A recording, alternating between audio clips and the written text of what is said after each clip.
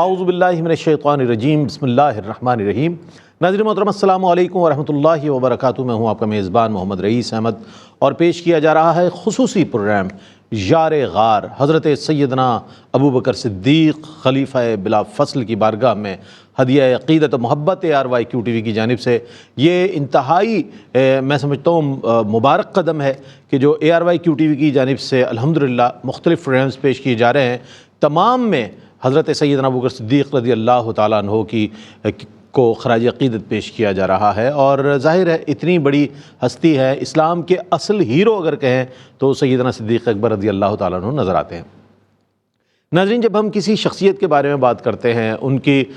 شخصی اوصاف کے حوالے سے بات کرتے ہیں، ان کی جملہ خدمات کے حوالے سے بات کرتے ہیں، تاریخ اسلام کی کسی عظیم ہستی کی، تو پھر ہم اس ہستی کو ایک نصاب کی سی کیفیت دے دیتے ہیں کہ یعنی کہ ان کی زندگی، ان کے اقوال اور ان کے اعمال جو ہیں وہ ہمارے لیے رہنما اصول بن جاتے ہیں۔ یعنی کہ ان کی تعلیمات کے حوالے سے آج پروگرام کو ترتیب دیا گیا ہے کہ سیرت و آپ کی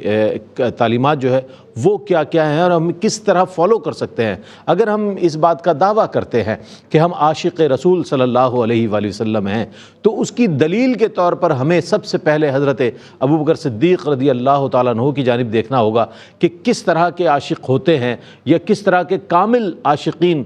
گزرے ہیں کہ جنہوں نے مکمل طور پہ اتباع کرتے ہوئے، مالی ایثار کرتے ہوئے، جان پیش کرتے ہوئے اور پوری زندگی کا لمحہ لمحہ خدمت رسول میں گزار کر اپنی زندگی گزاری اور ایک سچے عاشق رسول کے حیثیت سے اپنی زندگی کو پیش کیا امت کے سامنے۔ تو آپ کی کیا تعلیمات ہیں، آپ کی جو سیرت ہے وہ منظر عام پر لانا بہت ضروری ہے تاکہ آپ کی سیرت سے روشنی حاصل کر کے ہم اپنے ظاہر و باطن کو روشن کر سکیں۔ ممتاز و معروف عالم دین علامہ مفتی ارشاد حسین سعیدی صاحب ہمارے ساتھ تشریف فرمائیں۔ السلام علیکم ورحمۃ اللہ وبرکاتہ۔ وعلیکم السلام ورحمۃ اللہ وبرکاتہ۔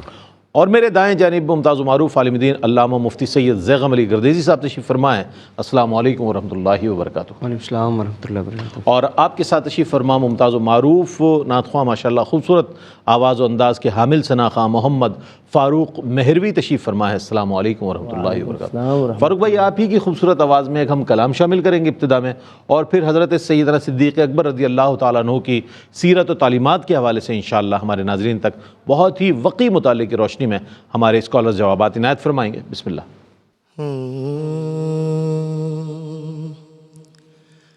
لب پہ رہتا ہے یا رسول اللہ، لب پہ رہتا، لب پہ رہتا ہے یا رسول اللہ، لب پہ رہتا ہے یا رسول اللہ، کتنا میٹھا ہے یا رسول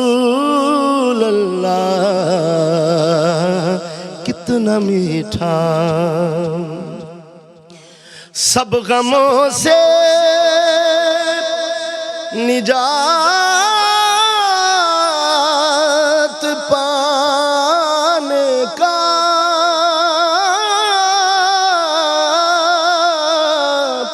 سب غموں سے نجات پانے کا ایک وظیفہ ہے یا رسول اللہ، ایک وظیفہ، بے قراری کی ساعتوں میں بھی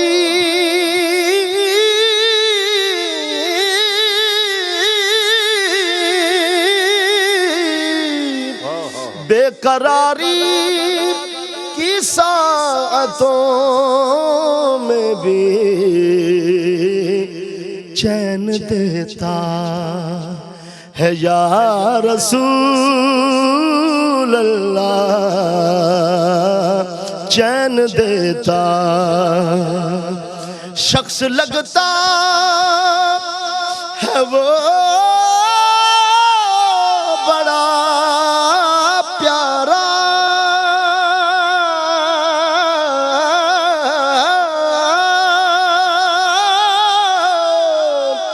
شخص لگتا ہے وہ بڑا پیارا، جو بھی کہتا ہے یا رسول اللہ، جو بھی کہتا اس قلم کو میں چوم لیتا ہوں، جو بھی لکھتا ہے یا رسول اللہ، جو بھی لکھتا ماں کی آغوش میں تھے جب شاکر،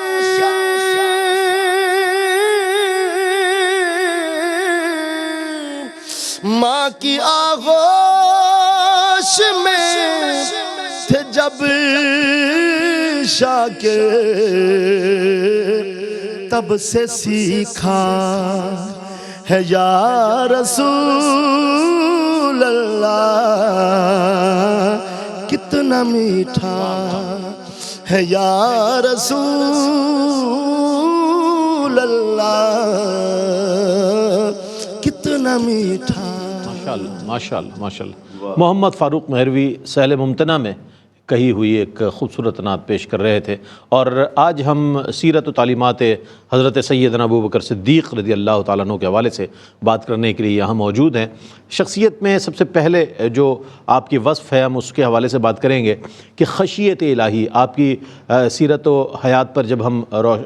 گفتگو سننا چاہیں گے تو مجھ سے بھی فرمائیے گا کہ خشیت الہی کس قدر حضرت سیدنا ابوبکر صدیق رضی اللہ تعالیٰ عنہ کی شخصیت میں نظر آتا ہے؟ بہت خوبصورت عنوان منتخب کیا گیا ہے، اور میں سمجھتا ہوں ضرورت ہے آج اس بات کی کہ ہمیں بھی رقت قلب نصیب ہو، ہمیں بھی برسنے والی آنکھ نصیب ہو،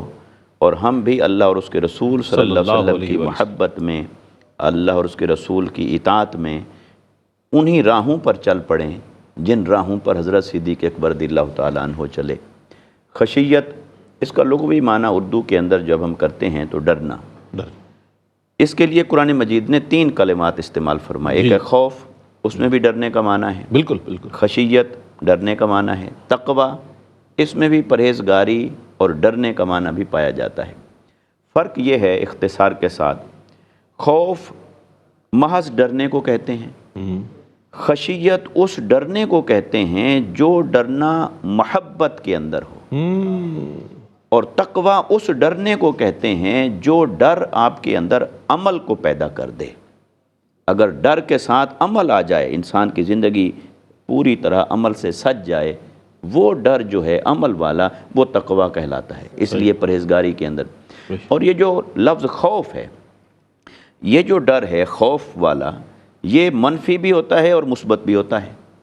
اور منفی جو خوف ہے اس کی اللہ رب العزت نے اپنے نیک اور صالح بندوں سے نفی فرمائی، فرمایا لا خوف علیہم، کوئی انہیں خوف نہیں ہوتا اللہ کے نیک بندوں کو، ولا هم یحزنون۔ مگر جو مثبت خوف ہے وہ ضرور اہل اللہ کو ہوتا ہے۔ اب سادہ لفظوں میں اگر فرق اس کا بیان کروں تو جو خوف کسی سے اللہ سے دور کرے وہ منفی ہے، اور جو اللہ کے قریب کرے وہ مثبت ہے۔ صحیح۔ مگر اس ڈر کا جو نقطہ کمال ہے وہ خشیت ہے، بے شک بے شک، کیونکہ خشیت کے اندر ڈر بھی ہے اور محبت بھی ہے۔ اللہ، اور ڈر یہ ہے کہ کہیں میرا محبوب مجھ سے ناراض نہ ہو جائے، میں کہیں محبوب کے قرب سے دور نہ ہو جاؤں، کہیں یہ وصال ہجر میں نہ بدل جائے۔ پھر اس کے ساتھ رونا بھی ہے، آہوزاری بھی ہے، تڑپنا بھی ہے۔ اور جو تقوی والا ہے، تقوی والا ڈر تو حضرت صدیق اکبر رضی اللہ تعالیٰ عنہ کی ذات میں اس درجے پر کمال پہ پہنچا کہ قرآن نے انہیں اتقا فرمایا۔ اللہ، اس میں تفضیل کا صیغہ، سب سے زیادہ متقی، وَسَيُجَنَّبُهَا الْأَتْقَى۔ اب خشیت کو لیں تو خشیت حضرت صدیق اکبر رضی اللہ تعالیٰ عنہ کی زندگی میں اتنے نقطہ کمال پر نظر آتی ہے. میں ایک اس میں واقعہ عرض کر دیتا ہوں. آپ کے زمانہ خلافت میں ایک بار آپ زار و قطار رو رہے ہیں بیٹھے,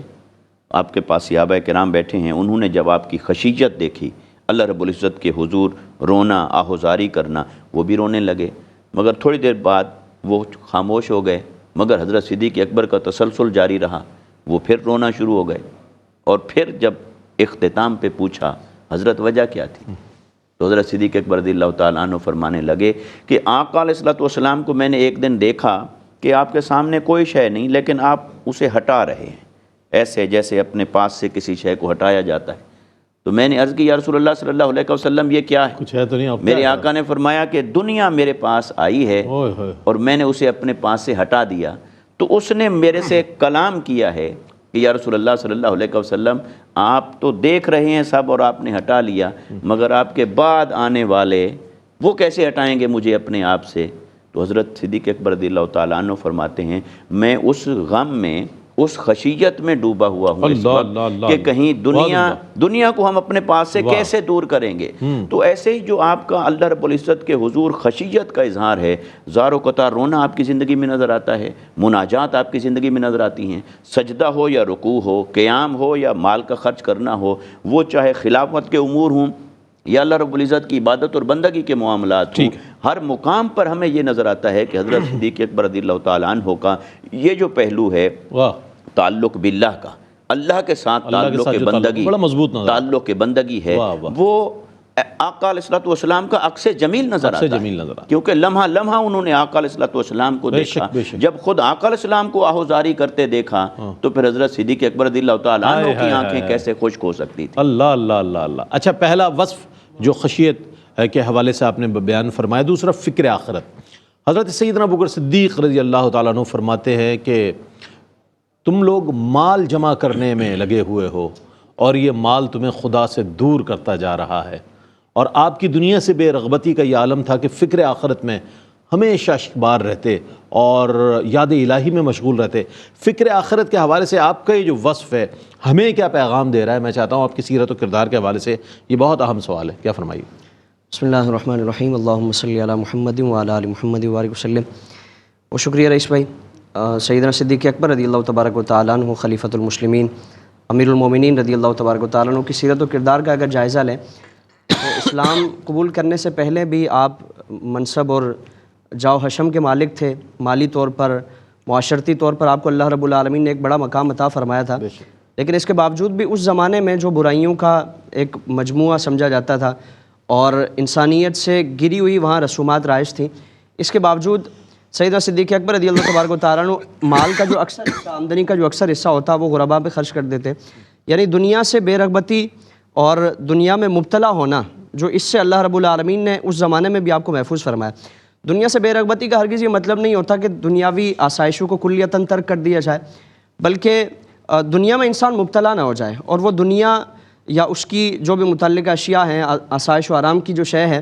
وہ اللہ رب العالمین اور اس کے تعلق کے درمیان نہ آ جائیں. اللہ اس کے رسول صلی اللہ علیہ وسلم سے اس کا تعلق کو کمزور نہ کر دے. کشف المحجوب میں حضور داتا گنج بخش علی اجویری رحمۃ اللہ تعالیٰ علیہ نے آپ کا ایک قول, اور بلکہ اکثر جو آپ دعا مانگا کرتے تھے کہ باری تعالیٰ مجھ پر دنیا کو کشادہ فرما اور مجھے اس میں مبتلا ہونے سے محفوظ فرما. یعنی میں اس میں مبتلا نہ ہوں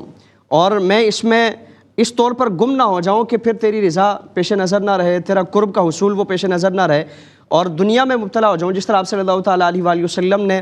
جو دنیا کی محبت سے متعلق فرمایا نا کہ دنیا میں ایسے رہو جس طرح پانی کشتی پانی میں رہتی ہے, کہ اگر وہ کشتی پانی میں چلتی رہے گی تو وہ خود بھی نجات پا جائے گی, کنارے لگ جائے گی, اس میں جو مسافر ہیں وہ بھی کنارے لگ جائیں گے. اگر پانی اس میں داخل ہو گیا تو فرمایا کہ وہ کشتی بھی ڈوب جائے گی اور اپنے جو سوار ہیں مسافرین ہیں ان کو بھی ڈبو دے گی. تو اسی لیے آپ نے اللہ کی بارگاہ میں ہمیشہ یہ دعا مانگا کرتے تھے کہ الہی مجھے دنیا میں مبتلا ہونے سے, دنیاوی عیش و عشرت میں مبتلا ہونے سے محفوظ فرما. پھر سیدنا صدیق اکبر رضی اللہ تبارک و تعالیٰ عنہ کا اگر ہم معاملہ دیکھیں تو آپ جب خلافت سنبھالتے ہیں, آپ کا خوف خدا, خشیت الہی, دنیا سے بے رغبتی, آپ کا عالم یہ ہے. سیدنا صدیق اکبر نے پہلا جو خطبہ ارشاد فرمایا, آپ نے فرمایا کہ بخدا پوری زندگی میں کبھی بھی میرے دل میں خواہش یہ نہیں آئی کہ مجھے کوئی جاہ و منصب ملے, کوئی اعزاز و شرف بڑا دنیاوی طور پر کوئی اعزاز ملے، اور نہ کبھی میں نے اللہ رب العالمین سے اس کی دعا مانگی ہے، بلکہ میں تو اس چیز کے لیے اپنی کامیابی سمجھتا ہوں کہ میرا خاتمہ ایمان کے ساتھ ہو جائے. یعنی اس قدر جو بہترین اعمال، اور آپ صلی اللہ تعالیٰ علیہ وآلہ وسلم کی زبان مبارک سے جنتی ہونے کی بار بار سند عطا فرمائی جاتی ہے، اس کے باوجود خوف خدا، خشیت الہی، فکر آخرت و دنیا سے رغبتی کا عالم یہ ہے کہ اللہ رب العالمین کی بارگاہ میں دعا ہمیشہ مانگی جاتی ہے کہ الہی ایمان پر خاتمہ فرمانا. پھر آپ کو جب بھی، جس طرح آپ کا کلام مفتی صاحب نے بھی فرمایا نا کہ حضور کی حدیث آپ نے پیش فرمائی، آپ کو ایک مرتبہ شہد پیش کیا گیا، یعنی ایک معمولی سی شے ہے، کوئی بڑی اعلیٰ اور قیمتی شے نہیں ہے، لیکن اس کے باوجود آپ صلی اللہ علیہ وسلم کی وہ سادگی، عاجزی، فقر، اس کو یاد فرما کر آپ اتنا گریہ فرماتے ہیں کہ حاضرین جو ہیں وہ حیران ہو جاتے ہیں کہ یہاں گریے کی کوئی ظاہری وجہ نظر نہیں آتی. تو آپ سے پوچھا جاتا ہے تو آپ نے حضور کی وہ حدیث مبارکہ پڑھی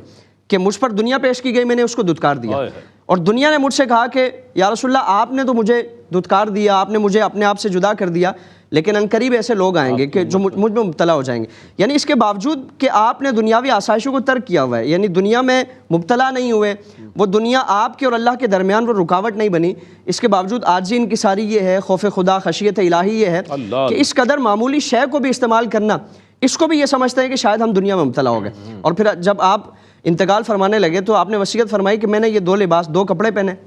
یعنی دنیا سے آپ کی بے رغبتی اور بے تعلقی، اور پھر آخرت کا معاملہ اور عاجزی انکساری کیا ہے. آپ اہل و عیال کو وصیت فرماتے ہیں. حضرت سیدہ عائشہ فرماتی ہیں کہ آپ نے وصیت فرمائی کہ یہ 2 کپڑے تو میں نے زیب تن کیے ہیں، ایک تیسرا کپڑا لے لینا جو کفن کے لیے کافی ہو، یعنی سنت جو کفن ہے مجھے اس میں دفن کیا جائے. پھر فرمایا کہ جو نیا لباس ہے، بہترین قسم کا لباس ہے، اچھا لباس ہے، فرمایا کہ وہ تو زندوں کے لیے، آخرت میں یہ ساری چیزیں بوسیدہ ہو جانی ہیں، قبر میں یہ ساری چیزیں پرانی ہو جانی ہیں، وہاں جو جائے گا وہ عمل ہے. تو اللہ رب العالمین کی بارگاہ میں آپ نے اس کیفیت میں اپنی نیاز مندی پیش کی، پوری زندگی اسی کیفیت میں گزاری کہ آپ جب انتقال فرماتے تو آپ کے پاس کوئی شے نہیں ہے. حضرت سیدہ عائشہ فرماتی ہیں کہ آپ جب انتقال فرمایا آپ نے تو آپ کے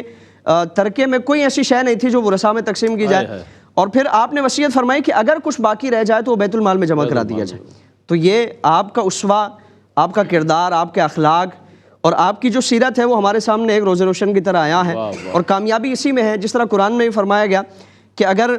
تم ان کی طرح ایمان لے آؤ گے، اگر تم ان جیسا ایمان لے آؤ گے، ان صحابہ کرام کو معیار ایمان، معیار ہدایت، معیار نجات اور فلاح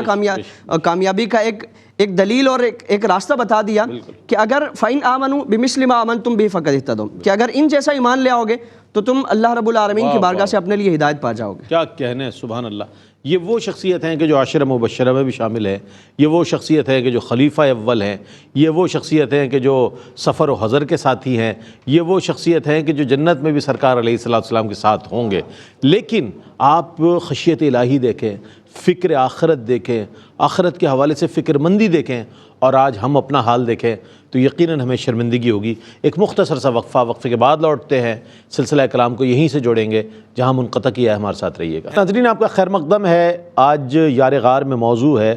حضرت سیدنا صدیق اکبر رضی اللہ تعالیٰ عنہ کی سیرت و تعلیمات، اور سیرت و تعلیمات میں جو 2 گوشے خشیت الہی اور فکر آخرت پر بات ہوئی. اب اتباع رسول صلی اللہ علیہ وآلہ وسلم کے حوالے سے ہم جاننا چاہیں گے کہ حضرت ابوبکر صدیق رضی اللہ تعالیٰ عنہ کا لمحہ لمحہ حضور کی خدمت میں اور اتباع میں نظر آتا ہے. کیا فرمائے گا مفتی صاحب اس حوالے سے؟ یقیناً جب قرآن مجید نے معیار محبت الہی اسی کو قرار دیا، قل ان کنتم تحبون اللہ فاتبعونی یحببکم اللہ ویغفر لکم ذنوبکم، کہ اگر تم اللہ سے محبت کرتے ہو اور اس دعویٰ میں سچے ہو تو رسول مکرم صلی اللہ علیہ وسلم کی اتباع کرو، تو اللہ تم سے محبت فرمائے گا اور تمہاری خطاؤں کو بھی معاف فرمائے گا. تو یہ جو قرآنی اصول ہے اسے حضرت سیدنا صدیق اکبر رضی اللہ تعالیٰ عنہ نے یوں اپنایا کہ آپ کی زندگی کا کوئی ایک لمحہ اور گوشہ ایسا نہیں جو آقا علیہ السلام کی مطابعت سے ہٹ کر ہو. آقا علیہ السلام کے قول مبارک کی مطابعت، آپ کے فعل مبارک کی مطابعت، آپ کے اخلاق حسنہ کی مطابعت، ہر لمحہ بعین ہی انہی نقوش پاک کے اوپر چلتے ہوئے گزارتے ہیں جو انہیں آقا علیہ السلام کی سیرت مطہرہ سے اور حیات طیبہ سے میسر آتے ہیں. اتباع کا ایک پہلو تو وہ ہے جس کا تعلق عبادات کے ساتھ ہے. مثلا آقا علیہ السلام کی اتباع میں نماز ادا کرنا، سجدے سے محبت، رکوع سے محبت، راتوں کا قیام، والذین یبیتون لربہم سجدا وقیاما، اور اسی طرح مال کی محبت اور مال کو قربان کرنا اللہ کی راہ کے اندر، یہ ساری چیزیں۔ مگر آئیے اس طرف آتے ہیں کہ آقا علیہ الصلوۃ والسلام کے فرمان مبارک سے سرے منہ بھی ہٹنے کو تیار نہ ہونا، اللہ بال برابر بھی ہٹنے کو تیار نہ ہونا۔ حضرت اسامہ رضی اللہ تعالیٰ عنہ کو آقا علیہ السلام نے سپہ سالار مقرر فرما دیا تھا جنگ کا، تو آقا علیہ السلام کا وصال مبارک ہو جاتا ہے، تو کبار صحابہ کرام نے رائے دی، حضرت عمر بن خطاب نے بھی رائے دی کہ آپ وہ نوجوان ہیں، نو عمر بھی ہیں اور حالات بھی ایسے ہیں، اور آقا علیہ السلام کا وصال بھی ہو گیا۔ حضرت صدیق اکبر رضی اللہ تعالیٰ عنہ نے جو جواب دیا وہ آپ کے کامل مطیع ہونے پر دلالت کرتا ہے اور آپ کے اس اتباع کے جذبے کو اور اس کے فلسفے کو بیان کرتا ہے۔ آپ نے فرمایا کہ اللہ کی عزت کی قسم، جن کو رسول اللہ صلی اللہ علیہ وسلم نے مقرر فرمایا میں انہیں ہرگز تبدیل نہیں کروں گا، چاہے حالات کچھ بھی ہوں، نتائج کچھ بھی ہوں۔ یعنی آقا علیہ الصلوۃ والسلام کے فرمان مبارک پر ہر حال میں قائم رہنا، یہ اتباع انفرادی زندگی میں ہو تو بھی نقطہ کمال پر ہے، اجتماعی زندگی اور خلافت کے امور میں آ جائیں تو وہاں بھی آقا علیہ الصلوۃ والسلام کی اتباع کو آپ اس طرح حرز جاں بناتے ہیں اور اپنے لیے مشعل راہ سمجھتے ہیں۔ اسی طرح جب آپ کے سامنے حضرت عمر بن خطاب رضی اللہ تعالیٰ عنہ نے یہ بات رکھی کہ آقا علیہ السلام کے وصال مبارک کے بعد کہ حالات اتنے نازک ہیں تو مانعین زکوٰۃ کے خلاف آپ تھوڑی نرمی فرمائیں، وہاں پھر آپ نے آقا علیہ الصلوۃ والسلام کے اس اتباع کا مظاہرہ فرمایا اللہ کی عزت کی قسم، جو ایک رسی کے برابر بھی زکوٰۃ میں دیتا تھا آقا علیہ السلام کے زمانے میں، اگر وہ منع کرے گا تو میں اس کے خلاف جنگ کروں گا۔ پھر جب قرآن مجید کو جمع کرنے کی بات آئی وہاں پر آپ نے یعنی انفرادی معاملات میں اتباع، اجتماعی معاملات میں اتباع، امور خلافت کے اندر اتباع، تو آپ کی زندگی کا سارا نقشہ اتباع ہے۔ تو حضرت عمر رضی اللہ تعالیٰ عنہ آپ کو قائل کرتے ہیں کہ قرآن کو جمع کر لیتے ہیں کتاب کی صورت میں، اور آپ کا جو فرسٹ ری ایکشن تھا اس کے اوپر انہوں نے فرمایا اللہ کی عزت کی قسم میں وہ کام نہیں کروں گا جو رسول اللہ صلی اللہ علیہ وسلم نے نہیں کیا۔ یہ یعنی اتباع کو آپ فکری نظریاتی اعتبار سے دیکھیے اور اجتماعی اعتبار سے بھی دیکھیے۔ تو حضرت عمر بن خطاب رضی اللہ تعالیٰ عنہ نے جواب دیا واللہ فیہ خیر، کہ بے شک آپ کی اتباع کا جذبہ بجا صحیح کہ ہم ایک بال برابر بھی اس سے نہیں ہٹیں گے جو آقا علیہ السلام نے ہمیں عطا فرمایا، مگر اس میں آپ غور کیجئے ان سے منع کرنا مقصود نہیں تھا، اس میں خیر کا پہلو ہے، یہ کیجئے، تب آپ نے کیا۔ تو گویا حضرت صدیق اکبر رضی اللہ تعالیٰ عنہ اتباع کے معاملے میں حضور کی اداؤں کو بھی اپنایا، آقا علیہ الصلوۃ والسلام کی اخلاق حسنہ کو بھی اپنایا، تعلیمات کو بھی اپنایا، اور کوئی لمحہ ایسا نہیں جو آقا علیہ السلام کی مطابعت سے خالی نظر آئے۔ سبحان اللہ سبحان اللہ، یعنی اتباع کا معاملہ ہو اس میں بھی سبقت لے جاتے ہوئے نظر آتے ہیں سیدنا صدیق اکبر۔ ہر نیکی میں سبقت لے کے جانے والی شخصیت حضرت ابوبکر صدیق رضی اللہ تعالیٰ عنہ کی نظر آتی ہے۔ آپ فرماتے ہیں کہ رو اس وقت پر، اس دن پر کہ جو نیکی کیے بغیر گزر گیا، یعنی کہ نیکی کی رغبت دلانے کی طرف آپ کا یہ قول ہمیں متوجہ کرتا ہے کہ کوئی لمحہ ایسا نہ گزرے، کوئی دن ایسا نہ گزرے کہ جس میں ہم نیکی نہ کریں۔ یہ جو آپ کا قول مبارک ہے آپ کی زندگی میں لمحہ لمحہ نظر آتا ہے کہ ہر چیز میں آپ جو ہے وہ سبقت، نیکی میں سبقت لے کے جانے کے لیے ہر وقت ہمہ وقت تیار نظر آتے ہیں، چاہے مال کی قربانی ہو، چاہے جان کی قربانی ہو، چاہے خدمت و اطاعت ہو، ہر چیز میں سبقت لے کے جاتے ہوئے نظر آتے ہیں۔ کیا فرمائیے گا اس حوالے سے آپ؟ اس پہ صحابہ کرام کا تعارف اگر قرآن سے پوچھیں نا تو قرآن ان کے انہی اوصاف کا تذکرہ فرماتا ہے۔ قرآن کریم میں فرمایا نا کہ صحابہ کرام کے مختلف اوصاف آیت کریمہ میں بیان فرمانے کے بعد فرمایا کہ ان کی نشانی کیا ہے، کہ سیماہم فی وجوہہم من اثر السجود،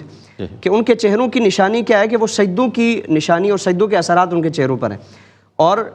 ان کے جو اوصاف ہیں، خصائل ہیں، اور ان کی جو علامات و نشانیاں ہیں، فرمایا کہ یہ صرف قرآن میں نہیں ہے، ذالک مثلہم فی التوراۃ و مثلہم فی الانجیل، کہ انجیل میں بھی اللہ رب العالمین نے، توریت میں بھی اللہ تعالیٰ نے ان کے خصائل کو، ان کی عادات و اطوار کو اور ان کی علامات کو بیان فرمایا۔ یعنی قرآن ان کی عبادت، ان کے زہد و تقویٰ اور ان کی جو عبادت کا ایک جو چاہت تھی، شوق تھا، اس کو قرآن کریم اس کی تعریف بیان فرماتا ہے۔ سیدنا صدیق اکبر رضی اللہ تبارک و تعالیٰ نے جب اسلام قبول کیا تو آغاز سے ہی آپ نے انفاق فی سبیل اللہ کا عمل شروع فرمایا، پھر آپ نے مسجد اپنے گھر کے صحن میں ایک مسجد بنائی تھی۔ یعنی وہ زمانہ کہ جب اگر کوئی نماز پڑھتا ہوا ملتا ہے یا علل اعلان اپنے دین کا اظہار بھی کرتا ہے تو اس پر سختیاں اور جبر کیا جاتا ہے۔ سیدنا صدیق اکبر کے گھر میں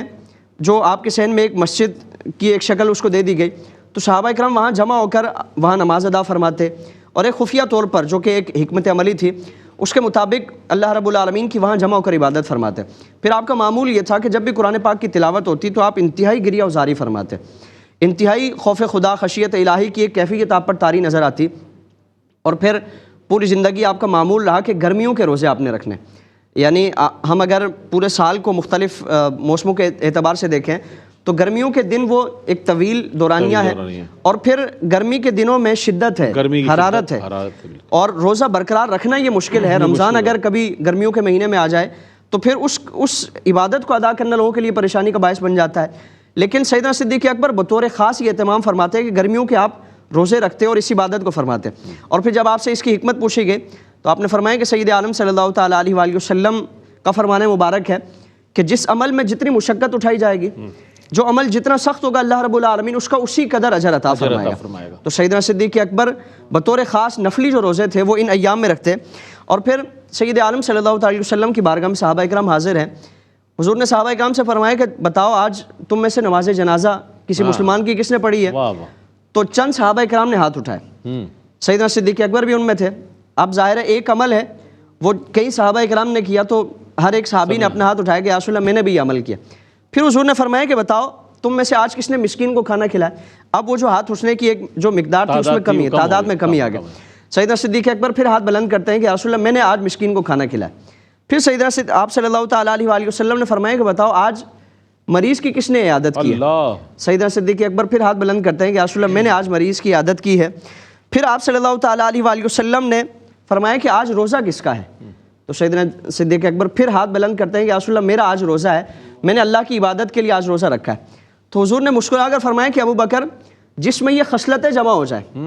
جس میں یہ عادات جمع ہو جائیں، یہ اچھے اعمال جس شخص میں جمع ہو جائیں تو فرمایا کہ اللہ رب العالمین کی بارگاہ سے اسے جنت عطا فرمائی جائے گی۔ یعنی سیدنا صدیق اکبر کے لیے صبح و شام بارگاہ رسالت سے جنت کا اعلان فرمایا جاتا ہے، اور آپ کا عمل اس قدر یہ جو یعنی فضیلتیں حضور کی بارگاہ سے نوازی جا رہی ہیں اور عطائیں حضور کی بارگاہ سے ہیں، اس کے باوجود بھی آپ عمل سے بیگانے نہیں ہیں۔ اور پھر خلافت سنبھالنے کے بعد آپ کا جو ایک پہلے سے ایک معمول تھا کہ غرباء کی مدد کرنا، بلکہ ان کے گھروں میں جا کر، جس طرح ایک بوڑھی عورت سے متعلق ہے نا کہ وہ نابینا بوڑھی عورت اس کے گھر میں جا کر صفائی بھی کرتے، اور بلکہ لقمہ چبا کر، چونکہ وہ چبا نہیں سکتی تھی کھانا، اس کو چبا کر پھر اس کو کھلاتے۔ تو سیدنا صدیق اکبر خلافت کا بار اٹھانے کے باوجود بھی اپنے ان معمولات سے آپ نے کنارہ کشی اختیار نہیں فرمائی۔ یتیم بچیاں ہیں، ان کے گھروں میں جا کر، کم سن بچیاں ہیں، بکریوں کا دودھ دونا ہے، ان کی کفالت فرمانی ہے، ان کے جملہ معاملات کی نگہبانی کرنی ہے۔ سیدنا صدیق اکبر خلافت کا جو ایک منصب ہے اس پر فائز ہونے کے باوجود بھی ان ساری چیزوں کو آپ ترک نہیں فرماتے۔ پوری زندگی اللہ رب العالمین کی عبادت میں، زہد و تقوی میں، پرہیزگاری میں، خوف خدا میں گزاری، اور پھر آپ عاجزی کتنی ہے، انکساری تواضع کتنا ہے۔ آپ نے فرمایا کہ کاش میں ایک تنکا ہوتا کہ اگر اس تنکے سے متعلق اللہ کی بارگاہ میں پوچھا نہیں جائے گا، اس کو یہ نہیں پوچھا جائے گا کہ تو نے دنیا میں کون کون سے نیک عمل کیا، کون کون سے ایسے اعمال کیے جو اللہ کو راضی کرنے والے یا ناراض کرنے والے ہیں۔ فرمایا کہ کاش میں یہ تنکا ہوتا، مجھ سے سوال نہ کیا جاتا، لیکن فرمایا کہ ابو بکر سے تو پوچھا جائے گا، ابو بکر نے زندگی کیسی گزاری ہے وہ اللہ کی بارگاہ میں پوچھا جائے گا۔ تو عاجزی، انکساری، خوف خدا، خشیت الہی، ان ساری جو اچھی عادات ہیں، خصائل ہیں جن کا قرآن تذکرہ فرماتا ہے، ان سے معمور سیدنا صدیق اکبر کی زندگی نظر آتی ہے۔ ایک وقفہ ہے، وقفے کے بعد لوٹتے ہیں، ہمارے ساتھ رہیے۔ ناظرین، آپ کا خیر مقدم ہے۔ حضرت ابوبکر صدیق رضی اللہ تعالیٰ عنہ کی سیرت و تعلیمات پر بات ہو رہی ہے۔ کیا ہی شخصیت ہیں، سبحان اللہ۔ ایسی ہمیں نبی علیہ الصلوۃ والسلام کے بعد ڈھونڈے سے بھی ایسی شخصیت نہیں نظر آتی جو سیدنا صدیق اکبر رضی اللہ تعالیٰ عنہ کے اوصاف حمیدہ ہیں۔ آئیے منقبت شامل کرتے ہیں جناب محمد فاروق مہروی، منقبت در شان سیدنا ابوبکر صدیق رضی اللہ تعالیٰ عنہ پیش کرنے کی سعادت حاصل کر رہے ہیں۔ مسلم ہے محمد سے وفا صدیق اکبر کی، مسلم ہے محمد سے وفا صدیق اکبر کی نہیں بھولی ہے دنیا کو ادا صدیق اکبر کی ہم ان کی مدح گوئی داخل سنت نہ کیوں سمجھے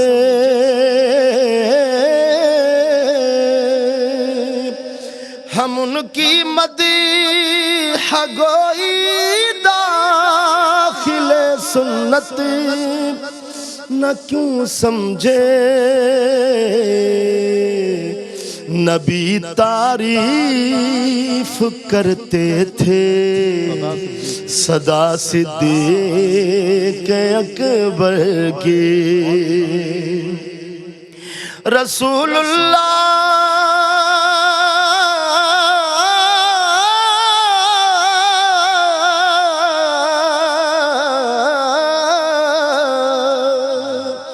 رسول اللہ کے لطف و کرم سے یہ ملا رتبہ مدد کرتا رہا ہر دم خدا صدیق اکبر کی مدد کرتا رہا ہر دم خدا صدیق اکبر کی جو ان کا ہے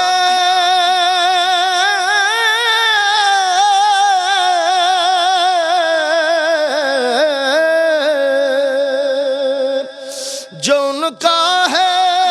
رسول اللہ اس کے ہے خدا اس کا ولایت کا وسیلہ ہے ولا صدیق اکبر کی کمی کیسی نصیر کے مدارج میں مراتب میں